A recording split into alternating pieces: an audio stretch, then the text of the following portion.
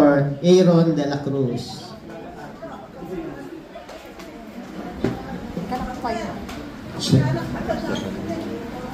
Are you going to hold that the whole time? Yeah.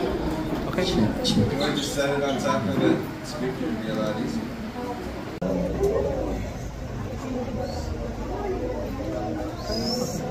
Congratulations. Binabati niya kayo. 4 years. 4 na taon. It's worth the trial. It's worth the trials when you see the lives that are touched. Salamat sa mga pagsubok kung ito nakikita natin mga buhay na bunga ng ating pagpapagal. Oh, Father.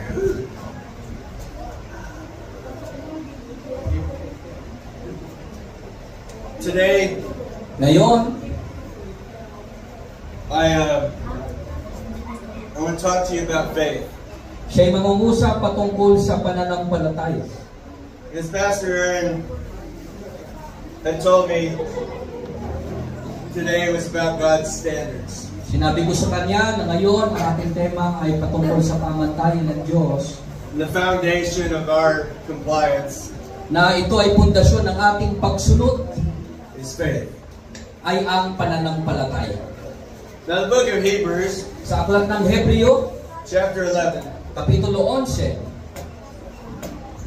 says, now faith is the assurance of things hoped for, ngayon ang pananampalataya siya ay kapanatagan ng mga hinihintay, the conviction of things not seen. ang katunayan ng mga bagay na hindi nakikita.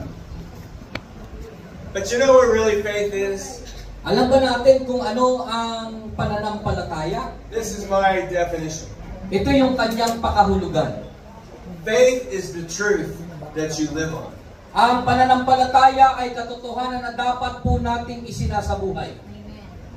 Because you can say you have faith, Dahil pwede mong sabihin may pananampalataya ka, but if you have doubt, pero meron kang pag-aalinlangan. that's not faith. Hindi po yan pananampalataya. But faith is what you believe.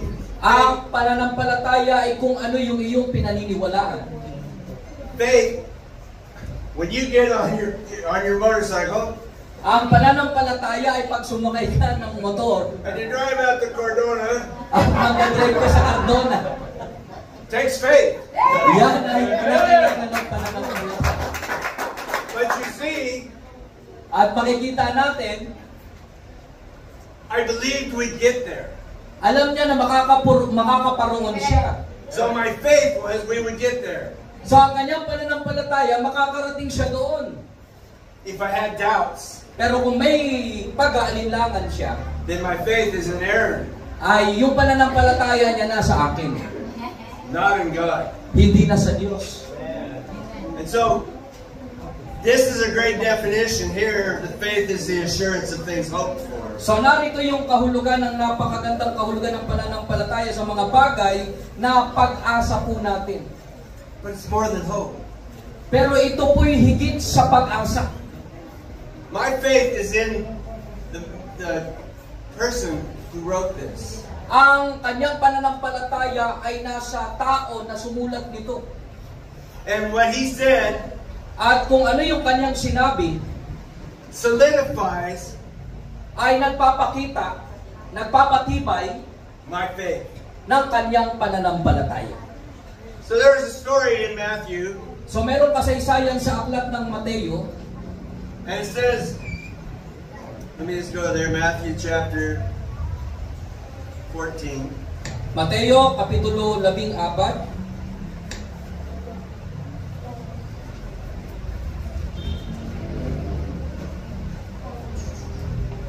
Matthew 14:22.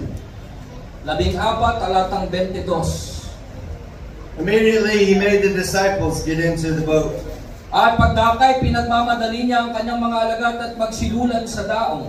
And go before him to the other side, At magsiyauna sa kanya sa kabilang ibayo. while he dismissed the crowds. Hanggang pinayayaon niya ang mga karamihan.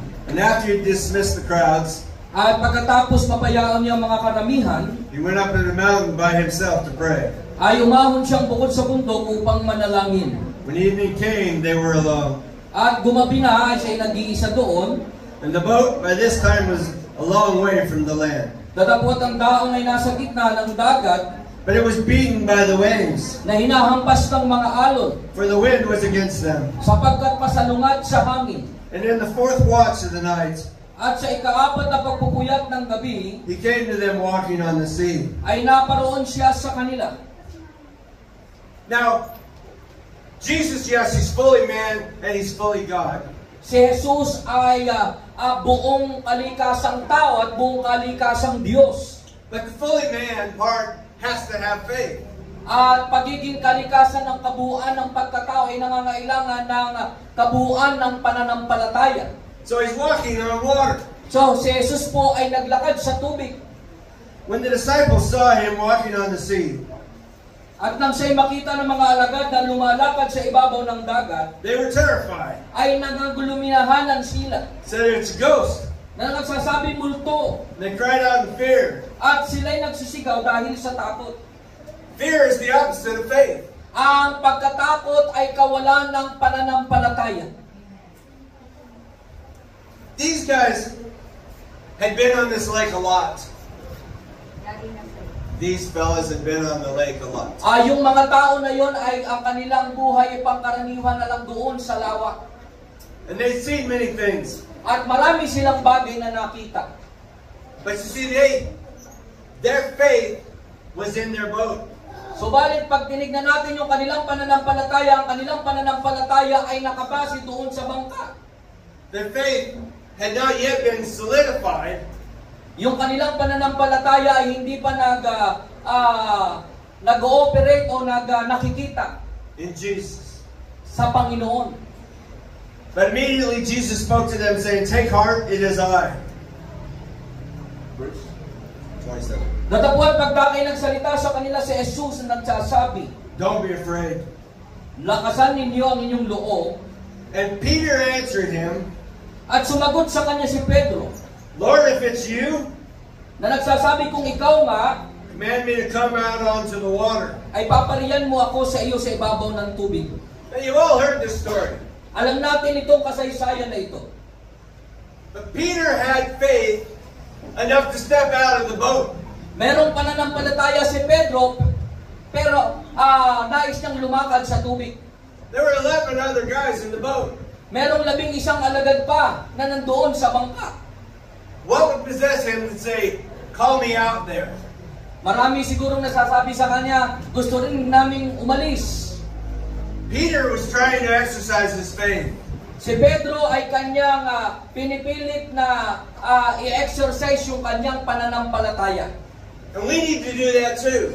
At ito'y kinakailangan din nating gawin. We need to stretch our faith. Kinakailangan po nating banatin ang ating pananampalataya. We need to make it grow. Kinakailangan tayo ay lumago. The only way we can make our faith grow Ang isang bahagi para ang ating pananampalataya ay lumago is by stepping out on it. ay para upang tayo po'y lumakad o apakan ito. When I left the United States Nung iniwan niya yung United States, to go to Australia, na pumunta siya sa Australia, I left everything behind. iniwan niya ang lahat ng mayroon siya. And it was my faith At yung pananampalataya niya that we were living on. ay yun ang nagtulok sa kanya na mamuhay. But I didn't get to that point right away. Pero hindi siya dumating sa ganung pagkakataon sa isang iglap lamang. I had to step out on faith on little things first. Kinakailangan niyang humakbang sa pananampalataya sa mga maliit lamang pa na bagay. The best way that I found At ang isang paraan na kanyang nakita is I give $1 more ay siya'y nagbigay ng mahigit pa sa $1 than my budget said I had. at ang kanyang budget ay And, higit sa kanyang budget. okay. And so that dollar, God had to replace. At yung $1 na yon ay pinalitan ng Diyos. And so when the next week came around, Kaya sa mga susunod na linggo na dumating, and that dollar got replaced, yung $1 na yon ay napalitan. I gave $2. naging 2 dolyar. That God had to replace. Ang Diyos ang nagpalit nito. And then you know what happened? At alam nyo ba kung anong nangyari? God replaced it. Pinalitan ito ng Diyos. And what's that doing to my faith? At ano nangyari sa kanyang pananampalataya? Making it grow. Lumago ng lumago. Do you know why we get testimonies? Alam nyo ba kung bakit tayo may mga patotoo? To grow other people's faith. Para lumago yung pananampalataya ng iba. You see, when God touched me, Nakita natin kung paano siyang hinipo ng Diyos. I'll give you an example. Magbibigay po siya ng halimbawa. I used to chew tobacco Siya po ay minsan nang napili niyang umatras for 23 years.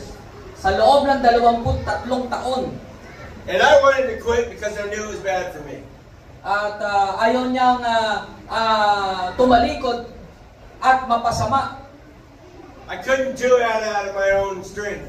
Ayaw niyang gawin ito sa kanyang sariling lakas. And so one night, So isang araw, isang gabi, I was at church, nasa iglesia, and I had taken my last little bit of the can, at meron siyang tinitake na yun yung huli. and I had planned on buying more tomorrow, the next day. Planong bumili na bukas. At Planong bumili bukas. plano niyang bumili sa kinabukasan. But I got prayer that night, At habang siya po'y nananalangin nung gabing iyon, and the power of God touched me. ang kapangyarihan ng Diyos ay humipo sa kanya. They didn't pray for tobacco. Tobacco. They didn't pray for the tobacco addiction. Okay. Yung kanyang pagiging adik, But sigarilyo. by 5 o'clock the next afternoon, Alas 5 sa susunod na araw, I realized I hadn't had another chew. I hadn't had tobacco, so wala na daw siyang tabako, wala na sigarilyo. and I didn't want it. Ayaw na niya yung tabako. So that's a testimony to God's greatness. So yun ay patotoo sa kadakilaan ng Diyos. And so if God can do it for me, Kaya kung yun ay ginawa ng Diyos sa kanya, He can break addiction in you. ay kaya niyang sirain ang adiksyon sa buhay mo. That was over 20 years ago, Yan po ay 20 taon nakalipas and I haven't wanted one since. I haven't wanted tobacco since. at wala na po siya, ayaw na po niya ng tabako. But so here's Peter. What's Peter doing? At nariyan si Pedro doon sa ating pinag-aaralan. Anong ginagawa ni Pedro? He's trying to stretch his faith. Siya po ay nagsusubok na palakihin yung kanyang pananampalataya. So he gets out of the boat, So siya po ay lumabas sa bangka and his eyes are on Jesus. at yung kanyang paningin ay nasa Panginoon. And you know what? Alam niyo kung bakit? He walked on the water. Siya po ay nakalakad sa tubig. He's the only man that ever walked on the water. Siya lamang ang nag-iisang tao na nakalakad sa holy tubig. man. And he did it as long as he was looking at Jesus. At nagawa na yun dahil siya po ay nakatingin sa Panginoon. So you see, what kept his faith in line So nakikita natin kung ano ang nagiging epekto ng pananampalataya was keeping his eyes on Jesus. kapag tayo po ay nakatuon ang ating paningin sa Panginoon. But you know what happened? At alam niyo po ba kung ano nangyari? The wind and the waves Yung mga wind, yung mga alon distracted him. ay ginulo siya. And guess what happened? At ang nangyari, He lost his faith. nawala yung kanyang pananampalataya. The enemy does that to us too. The enemy does that to us too. Ginagawa iyon ng dyablo sa atin. He is the great distractor. Siya po, ang dyablo po ay magaling manggulo. He causes us to compromise. He causes us to compromise. Gusto niya tayo na makipagkompromiso. And as soon as we compromise, At kapag tayo po ay nagkompromiso, we lose. nawawala tayo. And so Peter didn't stay on the water. So si Pedro, hindi po nanatili doon sa tubig na naglalakad lamang. He started to sink. Siya po ay nagsimulang lumubog. And he prayed the shortest prayer in the Bible. At siya po ay nanalangin ng pinakamaikling panalangin sa Biblia. Lord, save me. Sinabi niya, Panginoon, iligtas mo ako. And that's what Jesus is for. At yun ang ginagawa ni Jesus. to save us when our faith fails. At ang ginagawa ni Jesus, iligtas tayo kapag bumababa ang ating pananampalataya. But you see what happened to Peter? At makikita natin kung ano nangyari kay Pedro. His faith started to have a truth. Yung pananampalataya ni Pedro nagkakaroon ng unti-unting katotohanan. And that truth was when he kept his eye on Jesus. At ang katotohanan iyon ay kapag nanatili yung kanyang paningin sa Panginoon, He could walk on that faith. kaya niyang lumakad sa pananampalataya. Now there's another story. At meron pang isang kasaysayan, Matthew 17. Mateo 17.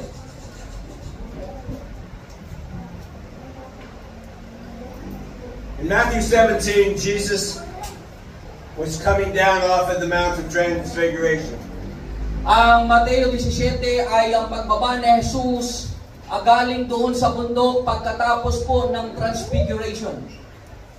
And when he got down, At nung siya'y bumaba, a crowd had gathered around his disciples.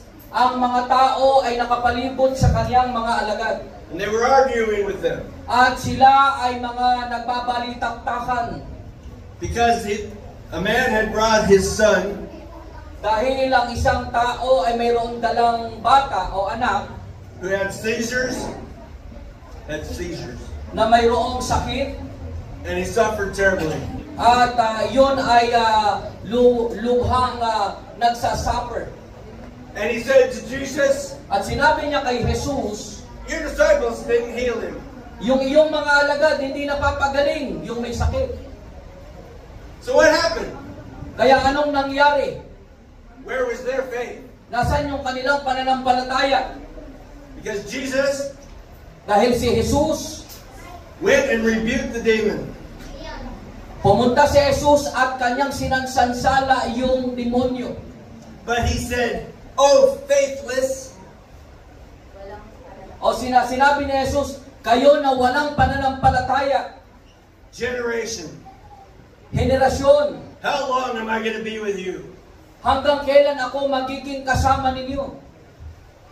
Was Jesus mad that they tried to cast out a demon? Si Jesus ay nagalit ba nung sinubukan nilang sansalain yung demonyo? No. Hindi. In fact, he wants us to go do that. Gusto nga ni Jesus na gawin natin iyon, na palayasin yung demonyo. But it requires faith. Pero kinakailangan ng pananampalataya. It requires faith more than a head knowledge thing. Ito'y kailangan ng pananampalataya na higit pa sa kaalaman ng ating kaisipan. He said that this kind of demon Sinasabi doon na yung uri ng demonyo na ito requires prayer and fasting. ay kinakailangan ng panalangin at pag-aayuno.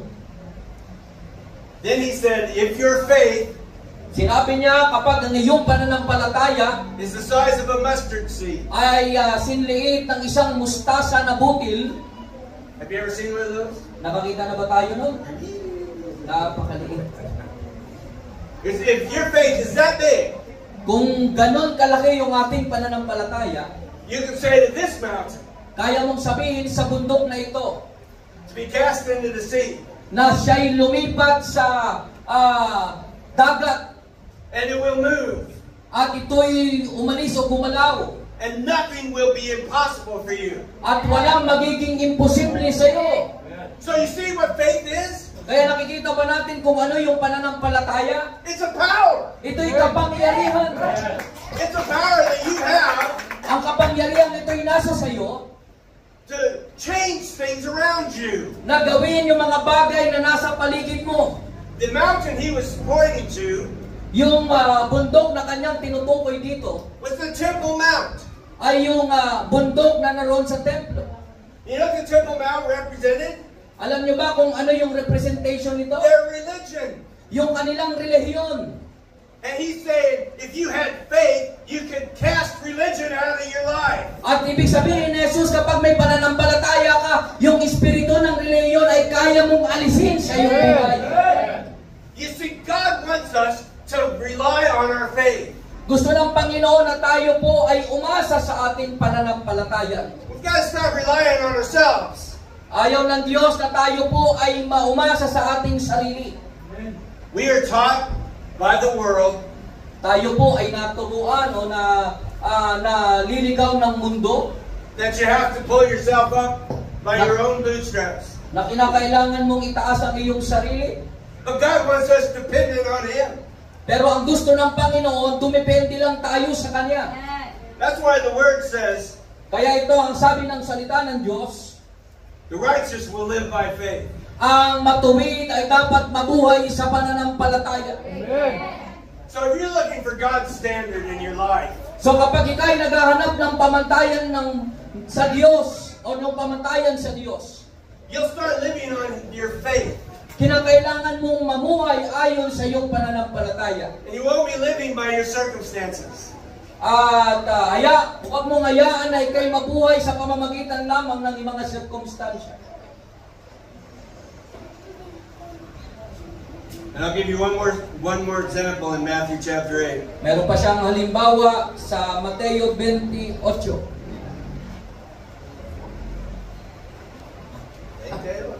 Chapter 8.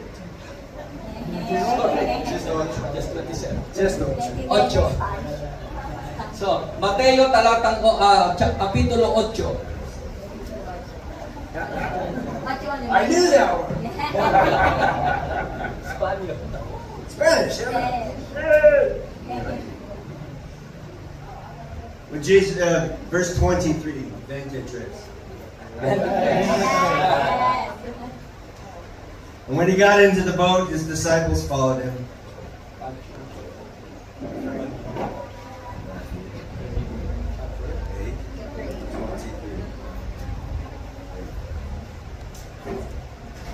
When he got into the boat, his disciples followed him. At pagkalulad niya sa isang daong ay sinundan siya ng kanyang mga alagad.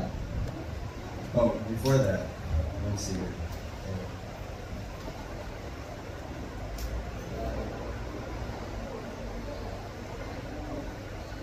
Must be in another gospel. In the other gospel, it said, Jesus said, let us go to the other side of the lake. Sa ibang gospel, tinukoy na kinakailangan pumunta tayo sa kabilang ibayo.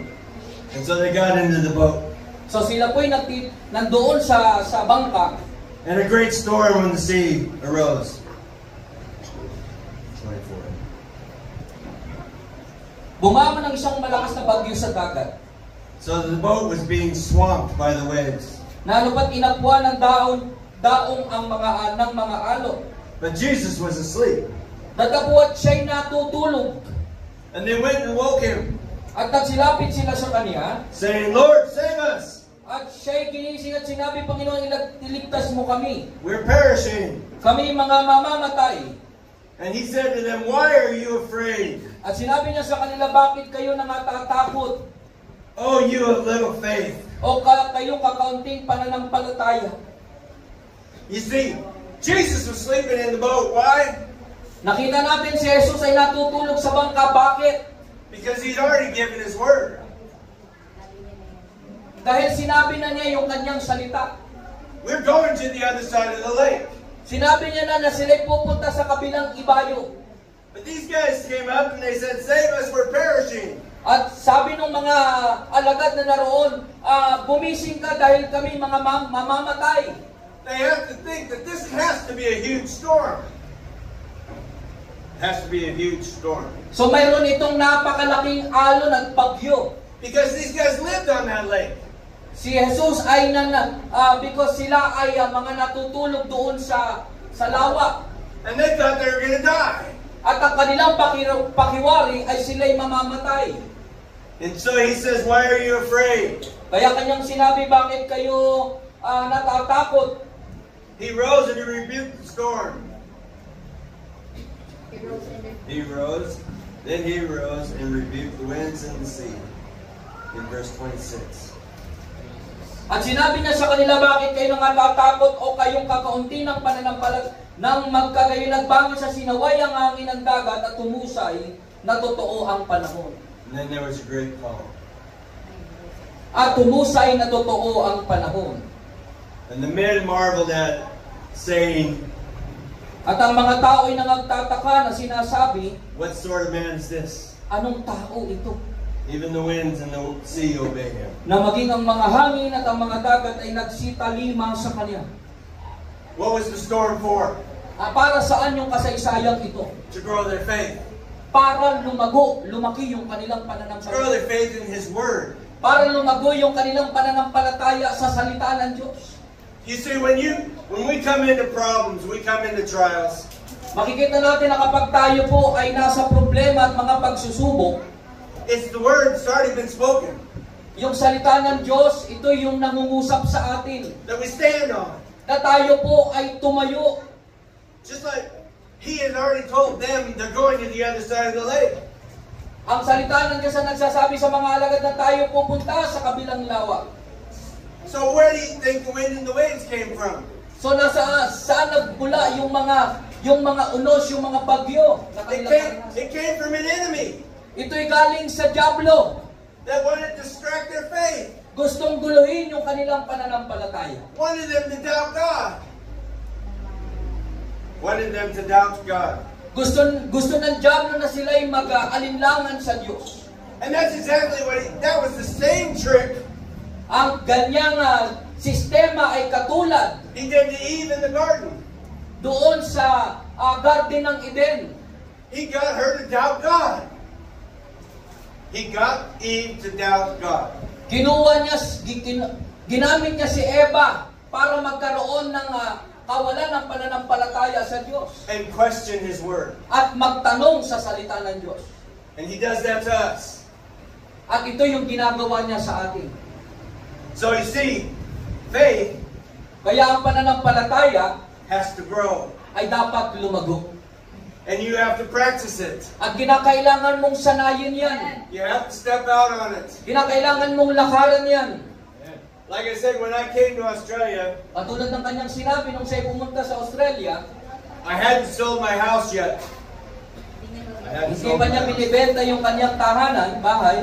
So I had to put my wife on an airplane So kinakailangan niyang isama yung kanyang asawa doon sa eroplano not knowing when I'd see her again. na hindi niya alam kung magkikita pa sila. Because I had to stay and sell the house. Dahil kinakailangan niyang manatili at ibenta yung tahanan. And it was at a time when it was hard to sell houses. At may mga panahon na napakahirap ibenta yung bahay. But it stood on my faith. Pero tumayo siya sa pananampalataya. You see, God told me I was coming to Australia. I was going to Australia. Sinabi ng Diyos sa kanya, dapat siyang pumunta sa Australia. And we lived on our faith.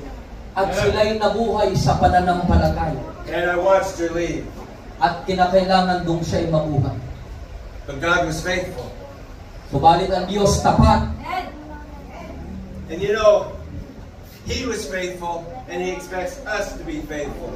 At ang Diyos ay tapat, kaya ang Diyos inaasahan na tayo ay tapat din naman. The house sold. The house sold. Yung kanyang tahanan ay naibenta. We made a whole $385. Ito ay kanilang naibenta sa halagang kanyang binanggit.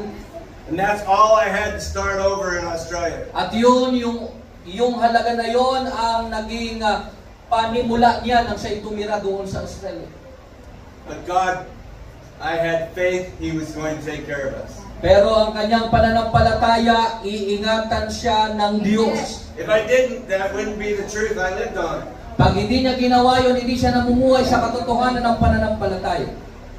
And today, At ngayon, from that $385, mula doon sa halaga na iyon na kanyang daladala, God has supplied us ang Diyos ay tumugon sa kanila with a 4-bedroom house na mayroong 4 na kwarto, on 5 acres mayroong 5 hectares, with 2 horses. may 2 kabayo.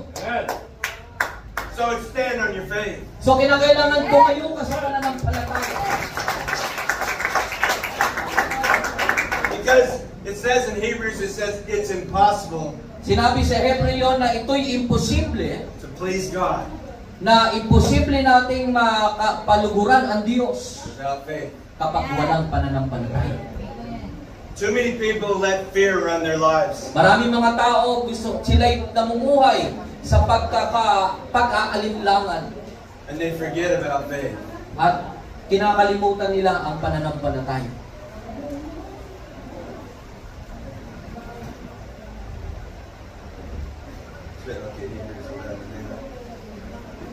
Now there are a group of men in Hebrews chapter 11, Hebreo Kapitulo 11, starting in verse 32.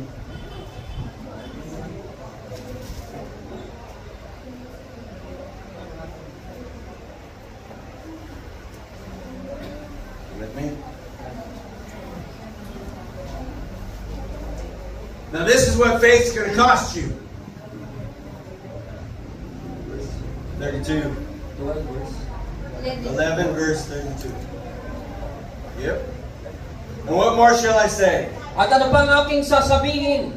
For time will fail me Sapagkat kukulangin ako to tell of Gideon, ng panahon ng kasaysayan Barak, kay Barak, Samson, kay Samson, Jephthah, kay Jephthah, of David, kay David, Samuel, kay Samuel, and the at prophets, sa mga propeta, who through faith na ang mga ito conquered kingdoms, na kanilang napagtagumpayan ng kaharian, enforced justice, nagsilupig ng kaharian, obtained promises, nagsigawa ng katwiran na tamo ang pangako, stopped the mouths of lions, na nagtikom ng mga bibig ng mga leon, quenched the power of fire, nagsipatay ng bisa ng apoy, escaped the edge of the sword, nangakatanan sa talim ng taba, were made strong out of weakness, nagsilakas sa kahinaan, became mighty in war. naging mga makapangyarihan sa pakikibak. All that's from faith. Yun ay sa pamamagitan ng pananampalataya. So it's worth stretching your faith. Kaya It's karapat worth dapat growing your faith. na lumago yung ating pananampalataya at mabuhay tayo doon. Because if you are a person of faith, Dahil kapag ikaw ay lalaki ng pananampalataya, you are a warrior. ikaw ay mandirigma. And you are a warrior against the kingdom of darkness. At ikaw ay mandirigma na lalaban sa kaharian ng kadiliman. So you can keep these two verses. Kaya kinakailangan na maalala natin yung verses na ito. 33 and 34. Sa 33, 34. And own them. Na ang mga ito, You've got to own them. You've got to make them yours. kailangan ariin natin itong bersikulo na ito. I'm going to read them again. Babasahin niya uli. Through faith conquered kingdoms. Sa pamamagitan ng pananampalataya na pagtagumpayan ang kadiliman, Enforced justice. nagsigawa ng katwiran, Obtained promises. nangagtamo ng mga pangako, Stop the mouths of lions. nangagtipo ng mga bibig ng mga leon, Quench the power of fire. nagpatay ng bisa ng apoy, Escape the edge of the sword. nangakatanan sa talim ng tabak, Were made strong in weakness. nagsilakas sa kahinaan, Became mighty in war. naging mga makapangyarihan sa pakikibaka, And put foreign armies to flight. nangagpaulong ng mga hukbong taga-ibang lupa. That's your promise. Ito'y pangako sa atin. That's your promise. Ito yung pangako. You need to grab it. Kinakailangan natin itong ariin. Do not let fear Huwag nating hahayaan ang kawalan ng pananampalataya. steal your faith. Agawin yung ating pananampalataya. Because if you want to have God's standard, Dahil kung nais natin magkaroon ng pamantayan na galing sa Diyos, you've got to have faith. kinakailangan mayroong kang pananampalataya.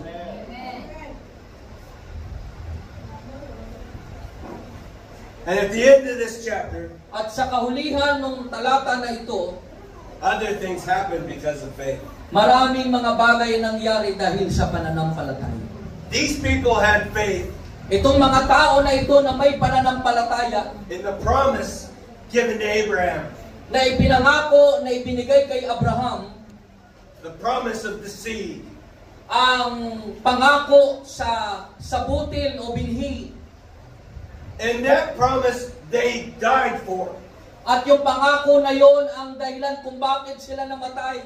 They stood on their faith Sila ay tumayo at nanindigan sa pananampalataya to the very end. hanggang sa katapus-tapusan. Jesus said Sinabi ni Jesus that he who stands on his faith to the end, na kinakailangan panindigan natin ang pananampalataya hanggang sa katapusan. will be saved. Tayo po'y maliligtas. There were over 500 people Mayroong mga 500 tao. saw Jesus rise from the dead. Nakita si Jesus na nabuhay mula sa mga patay. And there were 11 of them At ang 11 doon, that went on and preached. sila po ay umalis at nangaral About the resurrection. patungkol sa pagkabuhay muli. And this is how I know that the resurrection happened. At yun ang dahilan kung bakit alam niya na ang pagkabuhay muli ay nangyari nga. These people died Dahil itong mga tao na ito ay namatay, because they would not back down from their faith. dahil hindi sila tumalikod sa kanilang pananampalataya. Paul the apostle Si Pablo na isang apostol, was beheaded in Rome. siya po ay pinugutan ng ulo sa Roma. Peter the apostle Si Pedro na apostol, was hung on a cross upside down. siya po ay ipinako sa krus na nakabaliktad. Andrew Si Andrew, was hung on an X cross sideways siya po ay ibinilad because they would not back down from their faith in the resurrection. dahil hindi sila tumalikod sa kanilang pananampalataya patungkol sa pagkabuhay ni Jesus. You can take. There was a. Hang on. See if I get my thoughts. In the United States, Doon sa United States, one of the presidential candidates isa sa mga kandidato ng isang presidente got caught in corruption. na nahuli sa panduruga o korupsyon. And his guys At itong tao na ito, couldn't stand on a lie hindi kayang tumayo sa kasinungalingan for 2 weeks. sa loob ng 2 linggo. They all started telling the truth. Siya ay nagsimulang sabihin kung ano yung So, katotohanan. if Jesus didn't raise from the dead, Kung si Jesus ay hindi nabuhay mula sa mga do you patay, need somebody to hang upside down on a cross for it? sa palagay niyo ba mayroong ipapako sa krus na nakapatiwarin?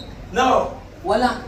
See, we have to be people of faith. So kinakailangan tayo ay maging tao ng pananampalataya. No matter what the wind and the waves are. Ano man ang mga unos at bagyo sa buhay natin. No matter what the government brings. Ano man ang maging bunga ng gobyerno. No matter what happens. Kahit anong mangyari. We have to be people of faith. Kinakailangan tayong mga taong nabubuhay sa pananampalataya. Now I'm going to read you a couple more of those scriptures and we'll be done.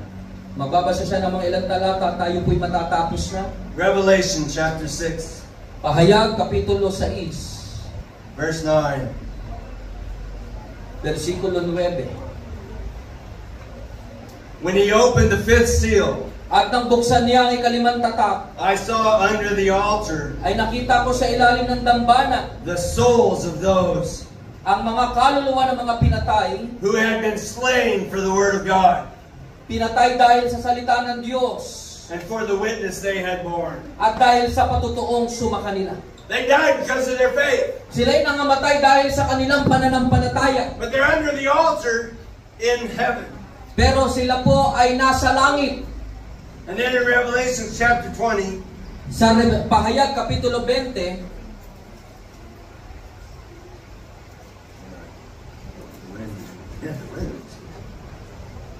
verse 4, Kapitulo 4, he says, Then I saw thrones, at nakita ko ang mga luklukan, and seated on them at may mga sulok sa mga ito. were those to whom the authority to judge was committed. Sila'y pinagkauluban ng paghatol at nakita ko mga kaluluwa. And also I saw Nakita ko ang mga kaluluwa the souls of those na mga pinugutan ng ulo. who had been beheaded Pinugutan ng ulo for the testimony of Jesus dahil sa patotoo ni Jesus and for the word of God. at dahil sa salita ng Diyos. And they had not worshipped the beast. At ang mga hindi sumamba sa hayop,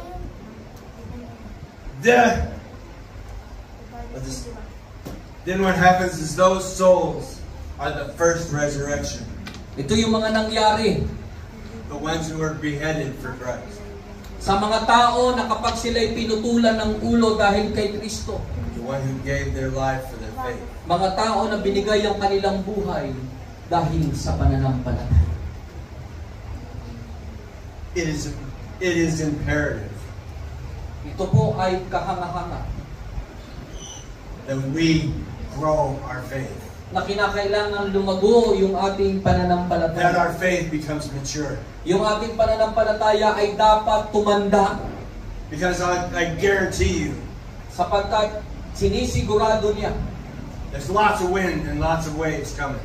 dahil maraming mga bagyo at mga unos ang darating And you need to have the faith to stand. at kinakailangan natin ng pananampalataya sa ating pagtayo. So what I want to do At ang kanyang gagawin, is I want to pray for you. gusto niyang manalangin sa atin. Let's go ahead and stand up. Lahat po tayo tumayo.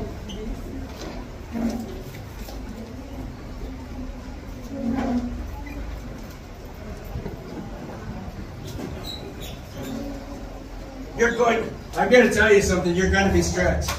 Sasabihin niya sa inyo, tayo po ay lalawak Because you're going to be tested. dahil tayo po ay susubukin. And you need the faith. At kinakailangan natin ang pananampalataya para tumayo. So I'm going to pray right now. Siya po'y mananalangin ngayon. Father, Hallelujah. you are a wonderful and mighty God. And you want us to be faithful. Hallelujah. You want us to be steadfast.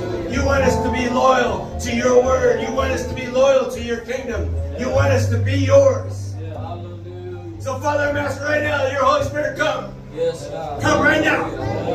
Seal in our hearts. Seal in our hearts the words of your Son, the words in this book. Seal it in us. So that our faith remains steadfast. That there's a rod up our back. We get what's called a holy boldness. To stand forever. At tayo po'y Stand tumayo. against all odds. Tumayo sa lahat ng kabila ng mga kasinungalingan. Because we want to please you. Kasi gusto natin i-please ang Diyos. We want to be righteous. Hallelujah. So Father, let your Holy Spirit seal this in us. Seal this in us. Go before us now. Jesus. Jesus.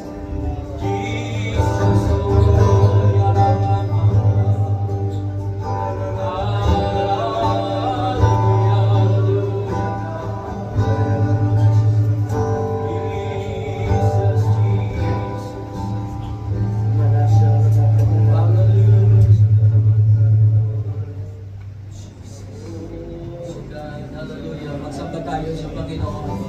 Hallelujah.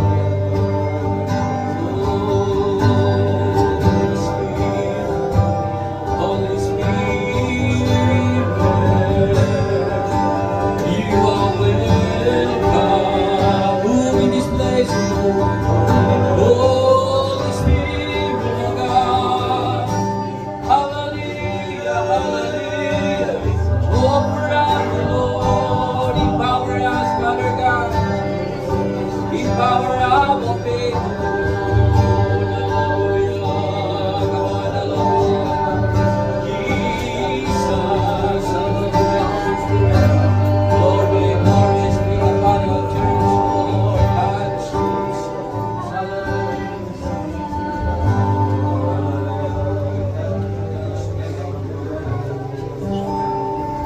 Holy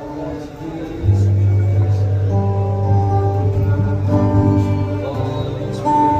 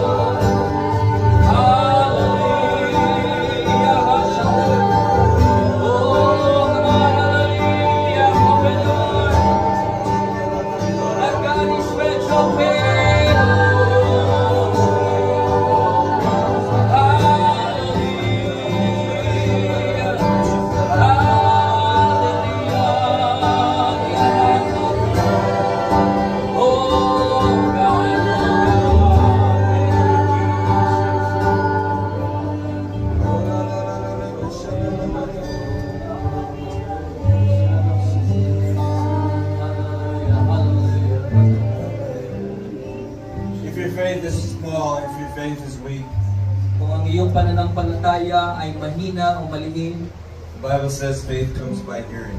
sabi ng Biblia, ang pananampalataya ay nanggagaling sa pakikinig. So read the Bible out loud. So kinakailangan mong basahin ang salita ng Diyos. And I think most of you have cell phones. Tayong lahat, meron mga cellphone. They have the Bible app. Meron mga application sa Bible, sa cellphone. They'll read it to you.